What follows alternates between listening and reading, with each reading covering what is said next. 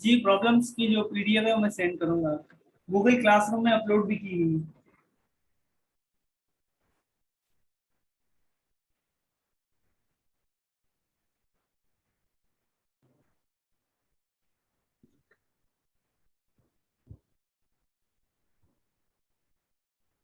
अच्छा स्टूडेंट्स, मैं screen share कर रहा हूँ।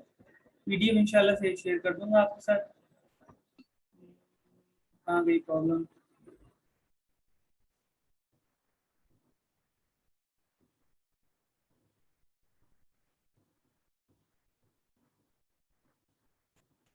Once again, I was telling you that in the questions,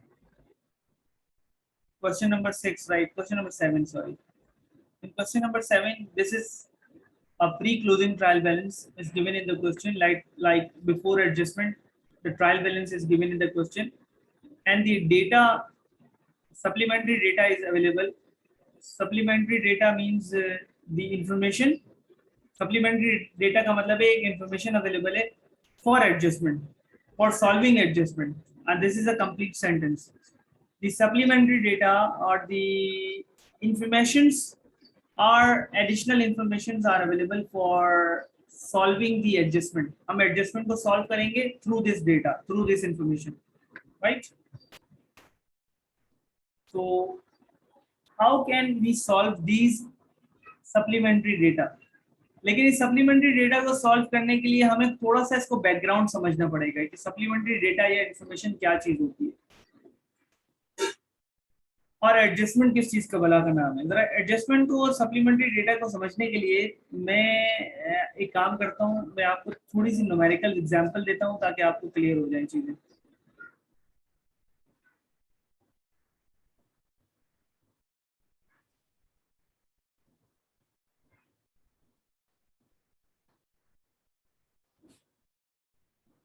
जरा यहाँ देखिएगा, हम बात कर रहे हैं, इस चैप्टर की बात कर रहे हैं जिस चैप्टर में नाम है एडजस्टमेंट सॉल्व करने का। सबसे पहले हम एडजस्टमेंट सॉल्व करना सीखेंगे। जरा से मैं इसको बैकग्राउंड आपको बता रहा हूँ एडजस्टमेंट सॉल्व करने का।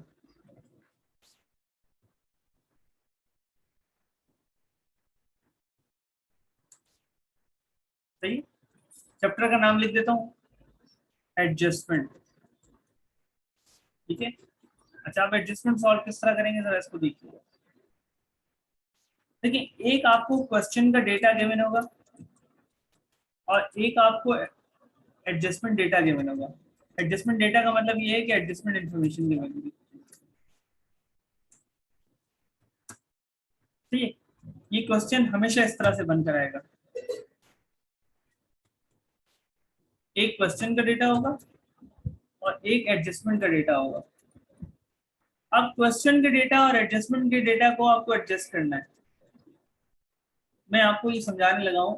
क्वेश्चन का डेटा हमेशा याद रखिएगा ड्यूरिंग द ईयर की कहानी है। ड्यूरिंग द ईयर जो जो काम किया है ना वो क्वेश्चन में लिखा होगा, और एडजस्टमेंट डेटा जो हमेशा होगा वो एट ईयर एंड पर बात हो रही होगी। ठीक है। अच्छा, ड्यूरिंग द ईयर या ईयर एंड का क्या मसला है जरा समझिएगा। लेट्स सपोज, मैं एक थोड़ी सी एग्जांपल देता हूँ कि लेट्स सपोज हमने स्टेशनरी खरीदी, ऑफिस सप्लाईज। सही है बेटा, ऑफिस सप्लाईज हमने परचेज की। लेट्स सपोज हमने ऑफिस सप्लाईज परचेज की 10,000 रुपए की। बात समझ में आ रही है आप लोगों को? जी सर। ऑफिस सप्लाईज हमने 10,000 की परचेज की। अब ये आपको क्वेश्चन के अंदर नजर आ रही है, ऑफिस सप्लाईज ₹10,000। ये वाला टाइटल भी नजर आ रहा है और अमाउंट भी नजर आ रही है 10,000। तो आप ये अज्यूम करेंगे कि ये 10,000 रुपए की ऑफिस का जो स्टेशन, ऑफिस सप्लाईज का मतलब स्टेशनरी आइटम्स है ना। आपने पेन, पेंसिल, रजिस्टर्ड, फाइल, जो ऑफिस में स्टेशनरी के लिए जो यूज होती है, स्टेपलर्स, ये सारी चीजें जो स्टेशनरी पर्पज के लिए, फाइल यस कवर, सर। ये पेन। आपने 10,000 रुपए की ऑफिस सप्लाईज खरीदी और ये ऑफिस सप्लाईज आपका एसेट है, आपको ये भी पता है। सही है ना? अच्छा, ये आपने जब खरीदी थी, ये खरीदी थी let suppose during the year का मतलब ये है कि किसी साल के मिड में खरीदी या साल के शुरू में खरीदी है, जब भी खरीदी साल के अंदर खरीदी। सही है, स्टार्टिंग में खरीद ली। अब ईयर एंड पर आपको ये एक इंफॉर्मेशन मिल रही है, एडजस्टमेंट डेटा मिल रहा है या इंफॉर्मेशन मिल रही है, और इंफॉर्मेशन नंबर 1 इसको हम काउंट करते हैं कि ये इंफॉर्मेशन है कि ऑफिस सप्लाईज जो आपके पास थी वो कंज्यूम हो गई या यूज हो गई 2000 सॉरी 6000 की यूज हो गई। चीजें है ना, स्टेशनरी के आइटम्स हैं, इस्तेमाल हो गए पूरे साल में। ये आपको इन्फॉर्मेशन कब मिल रही है? साल के एंड में। और इस इंफॉर्मेशन को हम कहते हैं एडजस्टमेंट इंफॉर्मेशन या एडजस्टमेंट डेटा या सप्लीमेंट्री डेटा। सही है, इसके मुख्तलिफ नाम है। सिंपल आप समझ में आ जाएगा आपको, एडजस्टमेंट डेटा या सप्लीमेंट्री डेटा के नाम से गिवन होगा इन्फॉर्मेशन। ये आपको इन्फॉर्मेशन कब मिली? साल के एंड में मिली। अब आप लोग मुझे बताएं कि ऑफिस सप्लाईज जो आपका एसेट है वो क्या 10,000 रुपए का होगा साल के एंड में भी?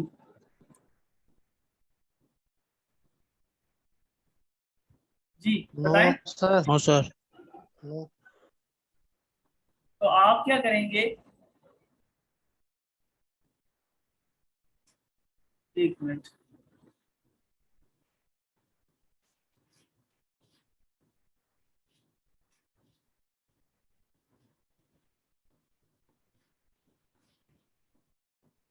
आप क्या करेंगे, एक एडजस्टमेंट सॉल्व करने के लिए आप क्या करेंगे, सबसे पहले इस तरह सॉल्व करेंगे इसको। थोड़ा सा मैं फॉर्मेट तो नहीं बना रहा हूँ, इसका फॉर्मेट नहीं है, एक रफली सॉल्व करेंगे ये हम रफली सॉल्व करेंगे।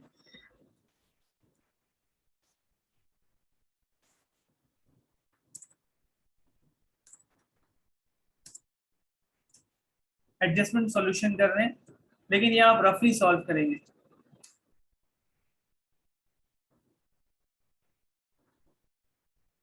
एक तरफ लिखेंगे इनकम स्टेटमेंट और एक तरफ लिखेंगे बैलेंस शीट।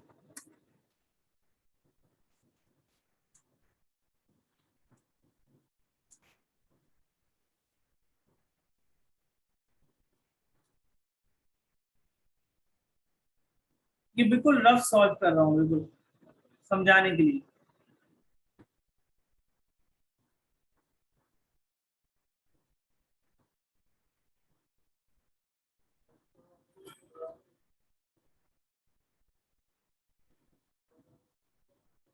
अच्छा, मैंने क्या लिखा, एक साइड पर इनकम स्टेटमेंट लिख दिया और एक साइड पर बैलेंस शीट लिख दिया। अब आप लोग मुझे बताएं कि इनकम स्टेटमेंट में कौन कौन से टाइटल आते हैं?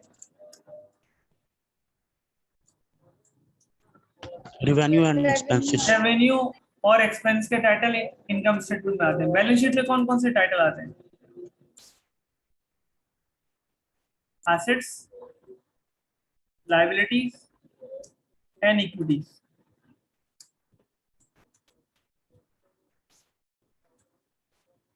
ठीक है, ये टाइटल आपने ये अब रफली सॉल्व कर रहा हूँ एडजस्टमेंट को। अच्छा, ये एडजस्टमेंट सॉल्व कब होती है? ईयर एंड पर सॉल्व होती है, याद रखिएगा। सही। हम क्या कर रहे हैं, अपडेट कर रहे हैं, करेक्शन कर रहे हैं। एडजस्टमेंट का मतलब है अपडेट करना, करेक्शन करना। ईयर एंड पर जाके हम करेक्शन कर रहे हैं। अब करेक्शन किसके हिसाब से कर रहे हैं? According to this information. ये एडजस्टमेंट इंफॉर्मेशन जो हमें मिली है ना ईयर एंड पर, इसके अकॉर्डिंग हम एडजस्टमेंट को सॉल्व कर रहे हैं, यानी अपने टाइटल्स को अप टू डेट कर रहे हैं, अपने टाइटल्स को करेक्ट कर रहे हैं। ठीक।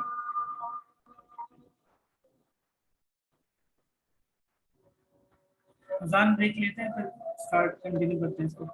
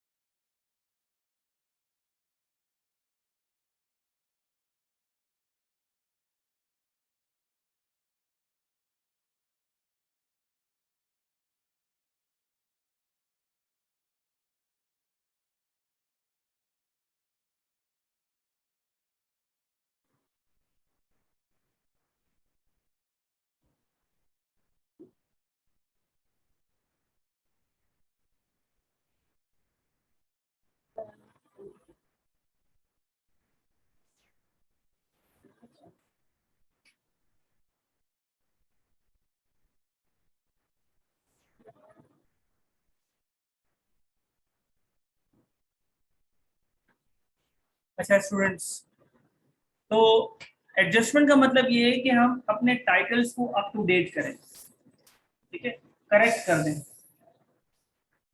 अब अपने टाइटल्स को करेक्ट करने का मतलब ये है कि जो डेटा हमें क्वेश्चन में गिवन है ना, उसको करेक्ट करना है अकॉर्डिंग टू इंफॉर्मेशन जो हमें साल के एंड में गिवन होगी। मेरे सेंटेंस को मैं रिपीट कर रहा हूँ, we have to correct this title that is given in the question according to the information given in adjustment data, right? तो अब मैंने आपको एक कहानी बताई, लेट सपोज कि आपने ऑफिस की सप्लाईज खरीदी थी 10,000 रुपए की, और उसमें से 6,000, ये हमें साल के आखिर में इंफॉर्मेशन मिल रही है, ईयर एंड पर हमें इंफॉर्मेशन मिल रही है कि 6,000 रुपए की ऑफिस सप्लाईज आप यूज कर चुके हैं, कंज्यूम कर चुके हैं। अब 6,000 रुपए की ऑफिस सप्लाईज कंज्यूम करने का मतलब ये है, 6,000 रुपए की ऑफिस सप्लाईज कंज्यूम करने का मतलब ये है कि एक्चुअल में जो स्टेशनरी थी 10,000 की, उसमें से 6,000 की इस्तेमाल करके हैं, तो कितने की ऑफिस सप्लाईज अभी भी रखी हुई है आपके पास? सर 4,000 की। 4,000 की आपके पास ऑफिस सप्लाईज रखी हुई है। अच्छा, जो चीज आपके पास अभी भी मौजूद है ईयर एंड पर, जो कि एडजस्टमेंट सॉल्व कर रहे हैं, ये एडजस्टमेंट कब सॉल्व करते हैं? ईयर एंड पर सॉल्व करते हैं। उनको हम कैसे, उसको हम कहते हैं एसेट।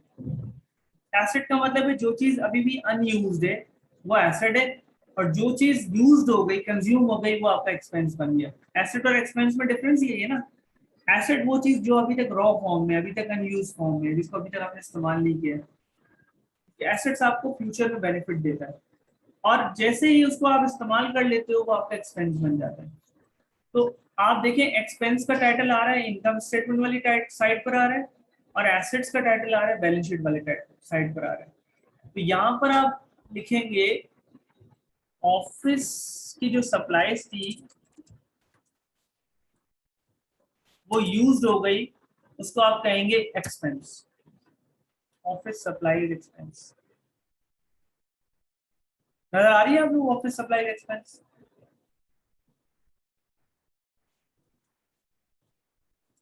ठीक है जी, ऑफिस सप्लाईज एक्सपेंस आप लिखेंगे इनकम स्टेटमेंट वाली साइड पर, ठीक है। अच्छा, यहाँ पर आपने एक्सपेंस का मतलब ये है कि कितना आपने यूज कर लिया, स्टेशनरी को कितना यूज किया पूरे साल में? 6,000। यहाँ पर आपने ऑफिस सप्लाईज एक्सपेंस 6,000 लिख देना है, और यहाँ पे लिखना है ऑफिस सप्लाईज अनयूज। अनयूज लिखने की जरूरत नहीं है, ऑफिस सप्लाईज खाली ऑफिस सप्लाईज पे लिखते हैं तो वो ऑफिस सप्लाईज अनयूज ही कहलाता है।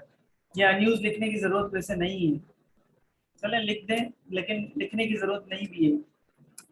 अनयूज का मतलब यही होता है, ऑफिस सप्लाईज का सिंपल ऑफिस सप्लाईज लिखा हुआ है, इसका मतलब ये है कि अभी तक वो अनयूज है। अच्छा, ईयर एंड पर अभी तक आपके पास ऑफिस सप्लाईज कितनी अनयूज है?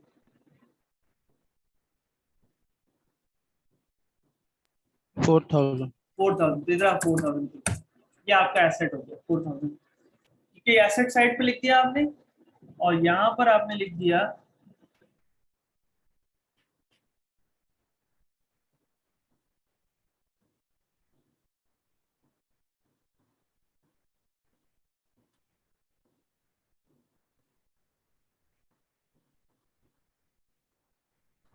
एक्सपेंस साइड पर 6,000 लिख दिया। यानी आपने एडजस्टमेंट सॉल्व करनी होती है, अपने अकाउंट्स को, अपने टाइटल्स को अप टू डेट करना होता है साल के आखिर में, और अपने टाइटल्स को अप टू डेट करते हैं इस वाली इंफॉर्मेशन के अकॉर्डिंग। सही है बेटा? एक और एग्जांपल दे रहा हूँ, समझिएगा। सेकंड वाली एग्जांपल जरा सुनिए। क्वेश्चन के अंदर डेटा में, आपके पास क्वेश्चन डेटा में जो ड्यूरिंग द ईयर परफॉर्म किया आपने, क्वेश्चन के अंदर गिवन है, लेट्स सपोज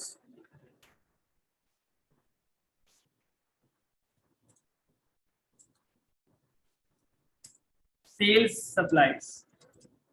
अब ये सेल्स सप्लाईज और ऑफिस सप्लाईज थोड़ा सा फर्क है, लेकिन तकरीबन एक ही चीज है, लेकिन मैं समझाने के लिए मैंने डिफरेंट टाइटल यूज कर रहा हूँ। लेट्स सपोज सेल्स टाइटल आपको गिवन है क्वेश्चन के अंदर 8000।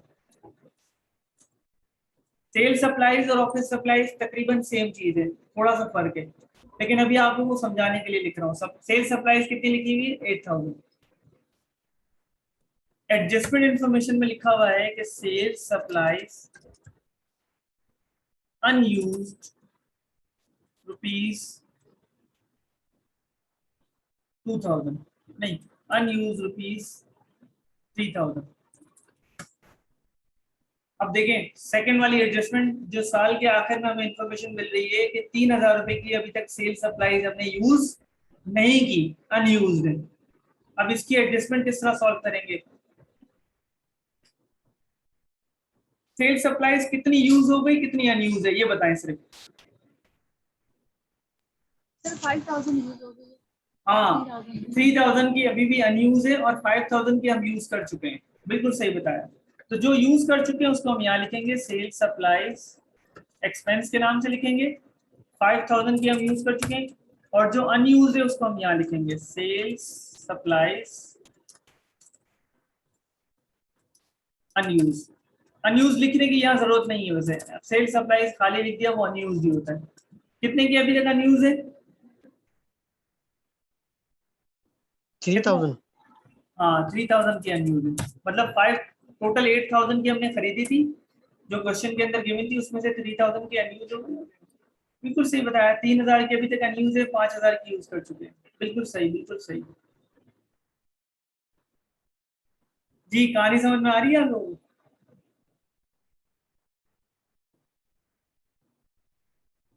स्टूडेंट्स समझ में आ रही है आप लोगों को कहानी? जी सर। अच्छा एक और एग्जांपल देता हूँ इसी की। जैसे लेट सपोज अगर क्वेश्चन के अंदर लिखा हुआ है प्रीपेड एडवर्टाइजिंग रुपीज 15,000। अब ये प्रीपेड एडवर्टाइजिंग का मतलब कोई बता दे, मीनिंग क्या है प्रीपेड एडवर्टाइजिंग?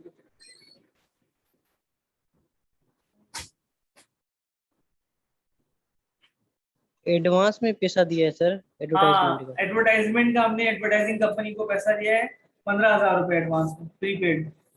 अच्छा ये कब दिया था?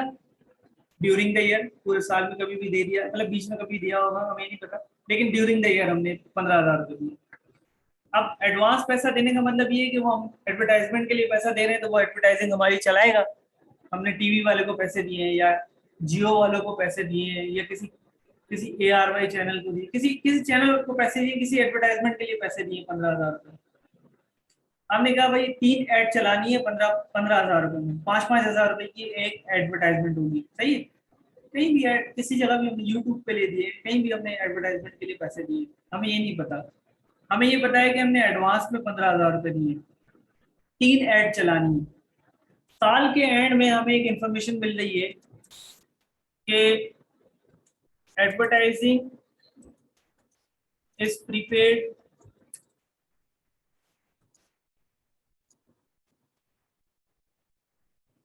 To the extent ₹5,000।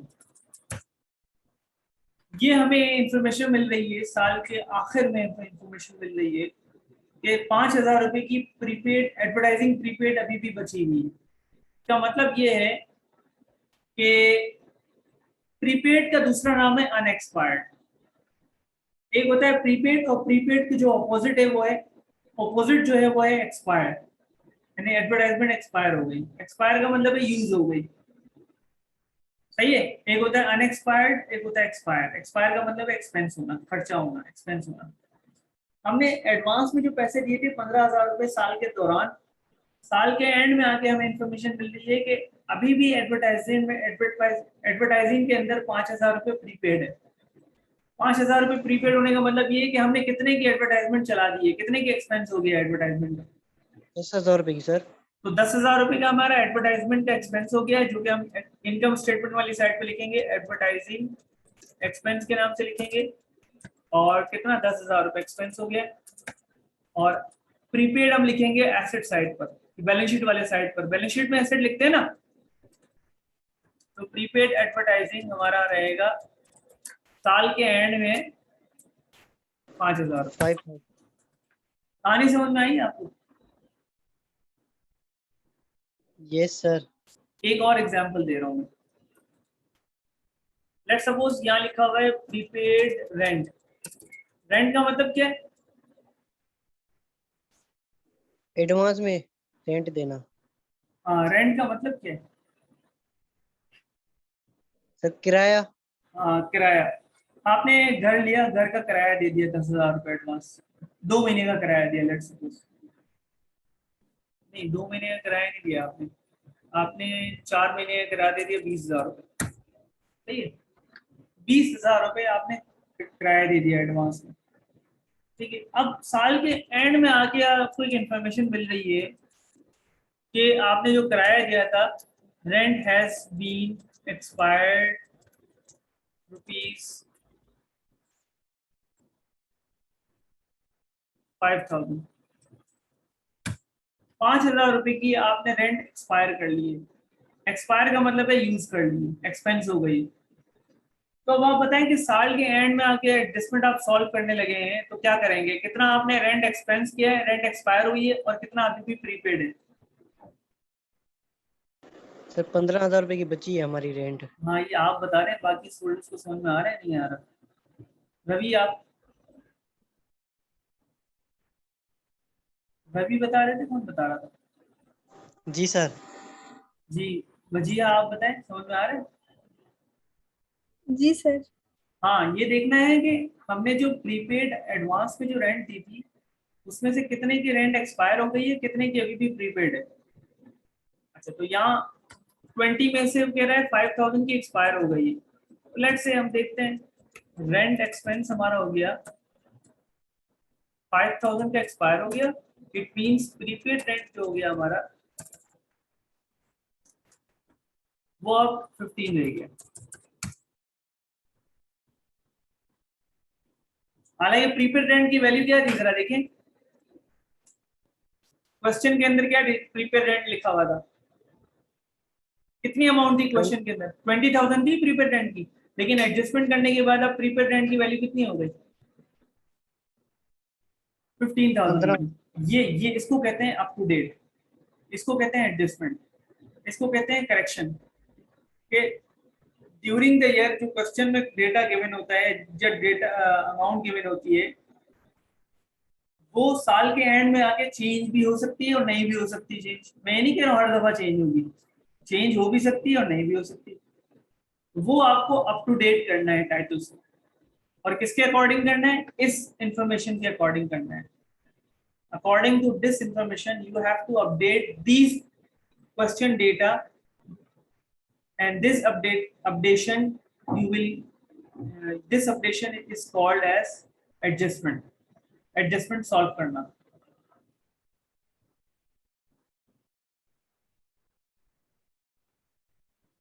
मैंने काफी एग्जांपल्स दिए, आपको क्लियर हो गई होंगी चारों एग्जांपल्स।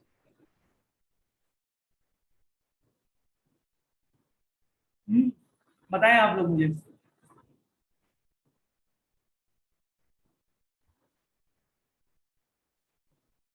क्लियर है? आगे चलें। जी सर। कुछ और एग्जांपल देता हूँ मैं, जरा समझिएगा। मुख्तलिफ टाइप की एडजस्टमेंट होती है, सारी की सारी डिफरेंट होती है। समझ में आ जाएंगी, कॉन्सेप्ट अगर समझ में आ गया ना तो एडजस्टमेंट सॉल्व करना it's not a big deal.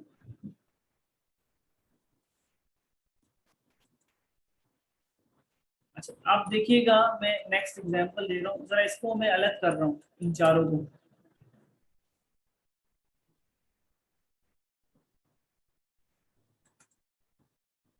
ये अंडरलाइन लगा रहा हूँ मैं, क्यों क्या, ताकि आपको समझ में आ जाए।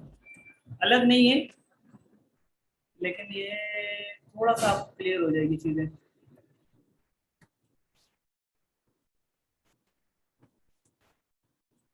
अच्छा, आप देखिएगा नेक्स्ट एग्जांपल।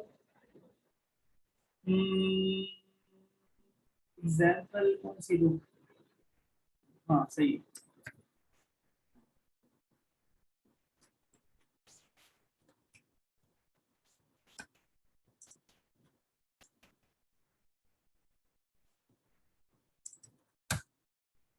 जी एग्जाम्पल आप देखिएगा, ये लिखा हुआ है सैलरीज एक्सपेंस,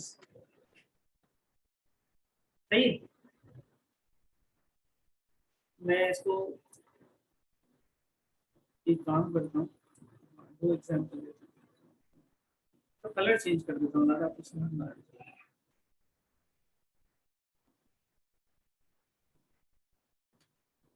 जी क्या लिखा, क्या है क्वेश्चन के अंदर, क्या नजर आ रहा है आपको? सैलरी एक्सपेंस लिखा हुआ है सर। हाँ, मतलब सैलरीज का जो खर्चा हुआ है हमारा, हमने अपने एम्प्लॉयज को, अपने वर्कर्स को सैलरी दी है, कंपनी ने 12,000 रुपये सैलरी दी, पे किए, यही समझ में आ रहा है ना? 12,000 रुपये सैलरी पे की है हमने अपने एम्प्लॉयज को, अपने वर्कर्स को। और कोई नई चीज तो समझ में नहीं आ रही इसमें?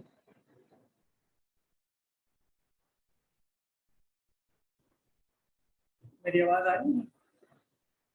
ये सर।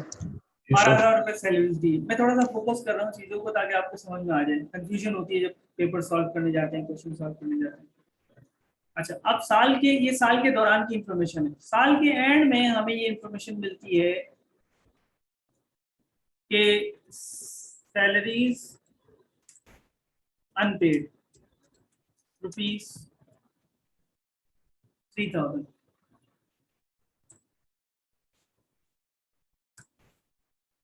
3,000 रुपये की सैलरीज अभी तक हमने पे नहीं की।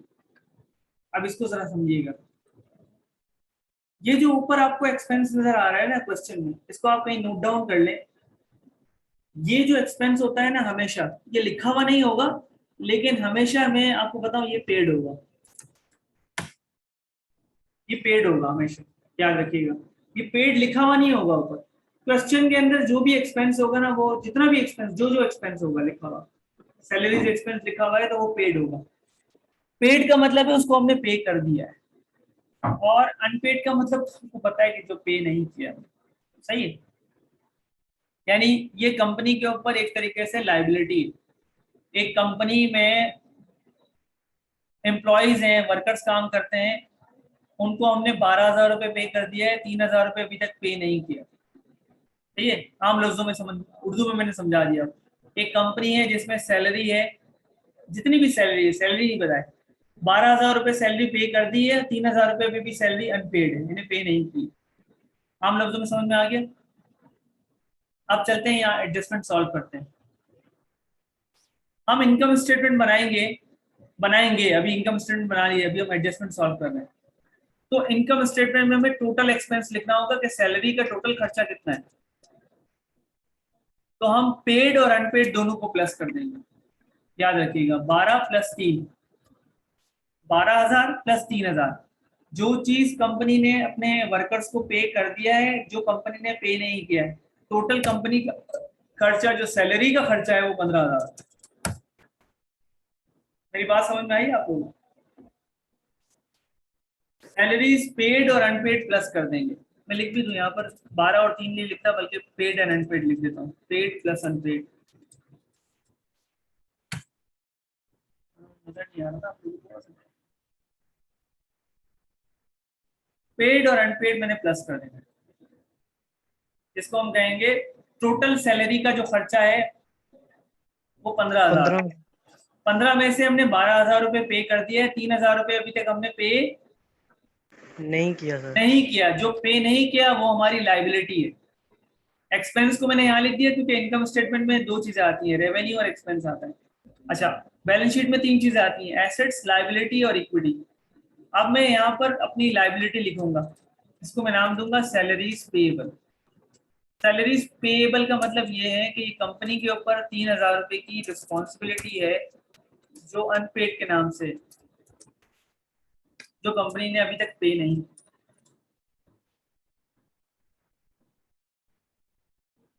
लाइबिलिटी हमेशा आपको पता है कि जो अभी तक कंपनी ने पैसे नहीं दिए, कंपनी के ऊपर लाइबिलिटी है, और लाइबिलिटी को हम कहाँ लिखते हैं? बैलेंस शीट में।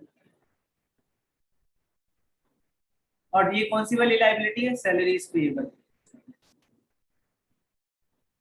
कंफ्यूजन तो नहीं हो रही है आप लोगों को?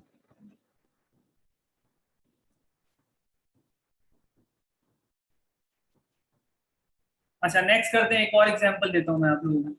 जैसे लेट सपोज यहाँ सैलरीज एक्सपेंस की एग्जांपल दी ना, अब मैं आपको एग्जांपल देता हूँ, रेंट एक्सपेंस की एग्जांपल देता हूँ। अच्छा, रेंट एक्सपेंस है लेट सपोज, अच्छा ऊपर वाला जो ये सारी चीजें ना, ऊपर वाला थोड़ी देर के लिए भूल जाइएगा, मैं आपको नई नई एग्जांपल दे रहा हूँ ताकि, क्योंकि ये पूरा क्वेश्चन नहीं है, ये एग्जांपल समझाने के लिए दे रहा हूँ।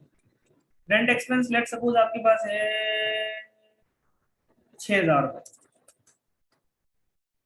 अच्छा, मैंने आपको बताया थोड़ी देर पहले, कहीं नोट कर लें आप लोग कि क्वेश्चन के अंदर जो आपके पास एक्सपेंस जितने भी गिवन है वो क्या है, ऑलरेडी पेड है, वो आप पे कर चुके हैं ऑलरेडी। यही है इसका मतलब, क्वेश्चन के अंदर जितने भी एक्सपेंस है वो क्या है, ऑलरेडी पेड है। कितने, 6,000 रुपए का एक्सपेंस पेड है।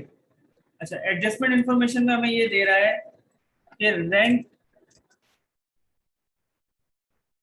accrued rupees 1,000। अच्छा, accrued एक नया वर्ड आ गया आपके जहन में। accrued का मतलब है अनपेड, accrued का मतलब है बाकी, रिमेन, यानी 1,000 रुपए का अभी भी रेंट पे करना बाकी है। accrued का मतलब है अनपेड, एक तरीके से मैंने वर्ड चेंज किया, सिर्फ वर्ड चेंज किया, अनपेड की जगह मैंने accrued लिख दिया। अब बताएं कि एक्चुअल में पूरे साल में रेंट का खर्चा कितना हुआ है।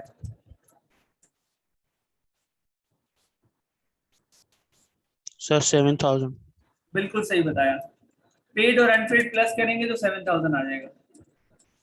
और इसमें से 6,000 हमने पे कर दिया, 1,000 रुपए अभी तक कंपनी ने पे नहीं किया, रेंट किराया पे नहीं किया, तो कंपनी के ऊपर वो क्या है, लायबिलिटी है।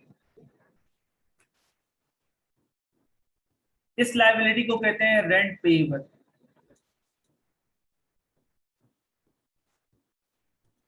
जी, ये ब्रैकेट में मैंने जितनी चीजें लिखी है ना, ये पेपर में लिखनी नहीं होंगी, ये मैं समझाने के लिए लिख रहा हूँ। रेंट पेएबल कितना है, जल्दी से बताएं स्टूडेंट्स।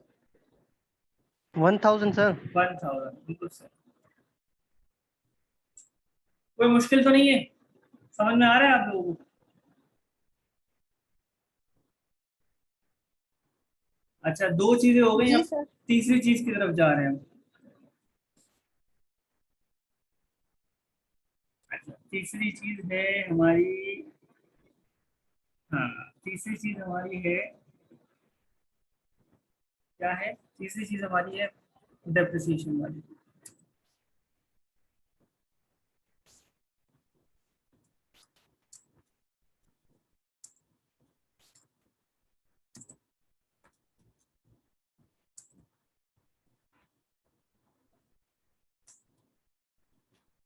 अब मैं ये इसकी मीनिंग भी समझा दूं आप लोगों को, इसकी मीनिंग क्या है।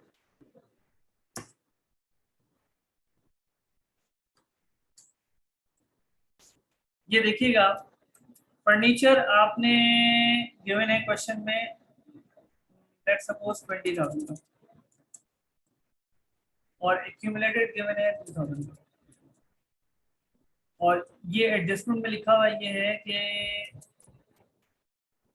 Depreciation for the year ₹1,000। सही। अच्छा, अब ये डेप्रिसिएशन क्या होता है और एक्यूमुलेटेड डेप्रिसिएशन क्या होता है, जरा इसको समझिएगा। डेप्रिसिएशन का मतलब पहले मैं यहाँ लिख रहा हूँ, जरा देख लें। डेप्रिसिएशन की मीनिंग ये, डेप्रिसिएशन इज द यूटिलाइजेशन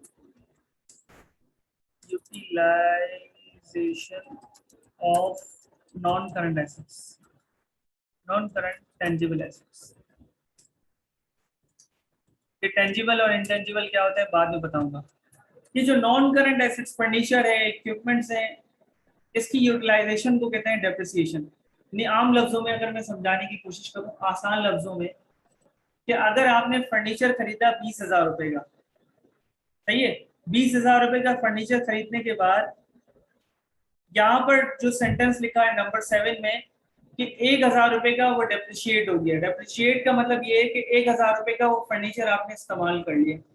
अच्छा, आप ये अंदाजा कैसे लगाते हैं कि हमने इतना इस्तेमाल किया।